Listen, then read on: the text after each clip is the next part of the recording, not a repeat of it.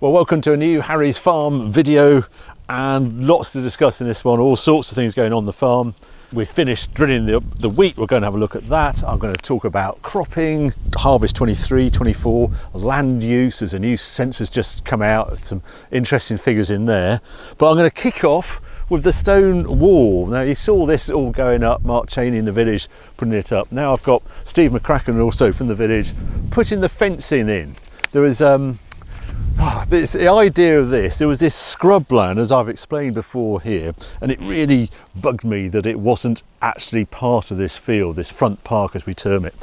And it's been a project of mine since lockdown to get this cleared and actually bring it into the field. And we've now done it, but there is a little bit of fencing needed around here. Stone walls are great, look fantastic, but they're very easy to get destroyed, which was fine when you had about 20 men on the farm constantly keeping the maintenance up of stone walls. Not so fine now. So yeah, to keep this as good as this, I'm putting a single strand of barbed wire on the top, because it's really cattle. They come and rub on it and it knocks over. Sheep aren't so bad, and there's actually sheep going all through the grass, which I'll explain in a moment. But just the last finishing touch to this stone wall to keep it standing. Yeah, there's a single strand of, say, barbed wire along it. And you're not really going to see it from distance, but it's a good idea. And then we're just creating a couple of areas where we're going to plant with trees, because the autumn is the time for tree planting and that sort of thing. But yeah, I'm really chuffed the way it's all come out. The next job is, there's this big pile here that appeared basically when we put the heat pump in. We had all this field trenched, huge amount, of 250 tons of sand went in. And at the time, me and my son were very into off-road bikes, we still are, and we did this so we could jump and play silly fellows all over it and do silly things near to the house. We're not doing that now, and it's a bit of an eyesore, so we've got to clear about 250 tons out of here, but that's for another day. But so far, yeah, the fencing team are just finishing it off, and then there's sheep coming in here in a couple of weeks' time. So that's what's going on here.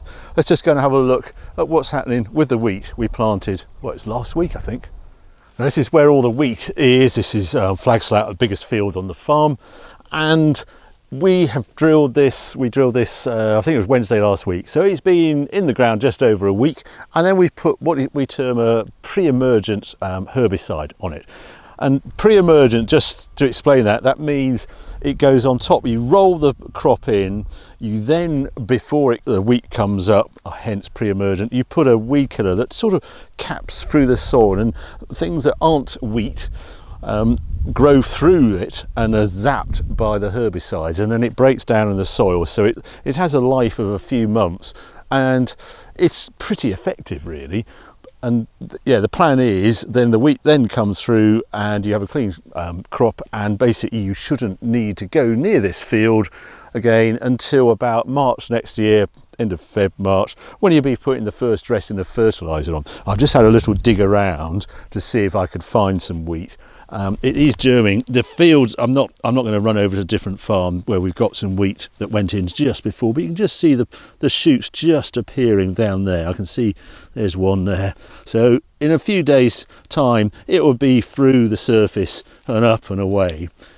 All farmers are the same. You all can't wait to see that green coming through. If you're the person on the drill, it's relief when there's all nice straight lines and your drill didn't do something naughty and block a coulter and everybody can see, and you get teased for the rest of the year because you've got a drill miss.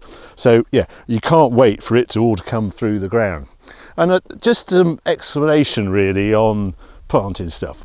My whole farm is now fully planted up. That's it, finished. I know what my harvest is for 2023 and I'm fixed. And I do sometimes wonder if politicians realise this, that it is a cyclical thing and you plant your crop for next year. I can make no changes to my cropping until harvest 24, August, September 24. So I'm completely fixed. And it's like, it's a weird feeling that there's no change to your business for a year, well, 2 years really.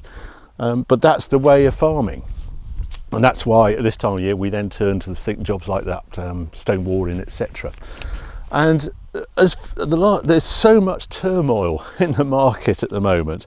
I've never seen grain prices move up and down like we've experienced in the 12 months. Now, I've only been doing it since 1984, but I don't think anyone has seen that sort of spread of price.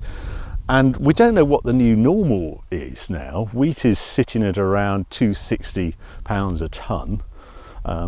You go back a year and £160 would be a good price. So is 200 and something for wheat now the price wheat is? We don't know. You know, if Ukraine fixes itself, oh, let's hope that happens, and markets sort of turn more to normal, are we going back down to 100? Because if they do, then the fertiliser price, the sums don't add up, and it's a risky enough business farming anyway, and I can't see that we could continue with that amount of risk and that lower, price for our wheat. The other thing I ought to say is this is actually, we've got this new wheat going in this year, this Dawson wheat rather than Skyfall. Skyfall is a milling wheat, this is a feed wheat, and what that means is I'm growing this for the feed industry, and the main consumption of feed wheat in this country is normally the pigs and poultry business. So they put it into the rations, a little bit of cattle, but it's mainly pigs and poultry. Pigs and poultry numbers in the UK, consumption of wheat is down because of the nightmare prices has put a lot of poultry and pig industries out of business or cease trading to do something else. So I'm wondering if I'm in the right thing, but the price seems to be holding up at the moment. But I'm hearing from grain traders that it's quite hard to move feed wheat at the moment into normal outlets because there's reduced consumption going on. Maybe that will fix it by harvest 23, but I'm stuffed, I'm fixed, so I can't, nothing I can do about it. I can't suddenly say, I'll tell you what, we'll rip this wheat out and we'll put a milling wheat in. That'd be a better idea. So that's what's going on. And then another thought, I think there's confusion, I think in the UK. There's a great survey every year.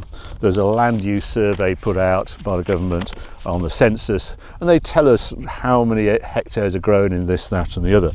And I thought it'd just be useful to highlight some of the key points of this. Well, utilised agriculture areas, they term it 8.9 million hectares in 22, and the actual cropped area accounts for just over half of the arable area, broadly stable, 4.9 million hectares in 2022, so just under 5 million hectares. And just to show how, relatively small we are as a crop grower, France arable area 18 million hectares, and Ukraine about 32 million hectares in arable crops, and we're at 5 million hectares. So the amount of actual cropping is small. About 55% of it is in wheat. I haven't got the figures to hand, but I think it's around 15% oilseed rape and that sort of thing. And there's a general mix after that. But yeah, just interesting stats. But I think the big one people don't realise is how much grassland we farm. So there's 3.6 million hectares of permanent grassland through here, so almost as much as the cropped area is actually in permanent grass. And we've got permanent grass on this farm, and it's basically the land that we can't farm on put into food production, or cropped area. It's too steep. This field up there, this was cropped about 25 years ago, but the combine couldn't basically get up the hill up there, and it all got a bit of a struggle. But that's why we have the permanent grass. We have no other choice with this land. And I put the drone up because it's a wonderful time of year, because you just get in the autumn colours as you fly down the valley. It's all around the perimeter of this farm, and it is just a lovely area of land, and it does really well for cattle, and it's recovered as grass always does. We had, drought, that really intense heat over the summer. You wouldn't tell now. Grassland is so resilient. You can flood this land, you can bake it out, comes back green every year. So grass is a wonderful crop in a way, because it's so resilient. And we'll be, what's going to happen on the grass here is the sheep. We're going to have 5 lots of sheep come in with rams. The rams coming in I think the 7th of November, so they're going to be dotted all around the farm, and there's a great amount of grass to graze, and we're having this relatively mild period, so the grass is still growing, as you probably noticed from your lawns. So there you go, that's what's happening on the farm. Another week or so we should have all the green shoots and see lovely rows of wheat coming up. The sheep will just about be coming back here, and also next week more solar is going in. The ground-based solar is going in, so I'll probably do a dedicated video. I think there seems to be so much interest on the solar, on how we're going on the farm buildings, and maybe even touch, we've had a heat pump at the house and how all that works, and it's going to be powered by the solar, etc. So I might well do a dedicated video on there. But yeah, there you go. Hope you enjoy this update from Harry's farm. If you have, well, please keep watching, keep subscribing. I think we're 113,000 subscribers now, so thank you very much for that. More videos coming along very soon.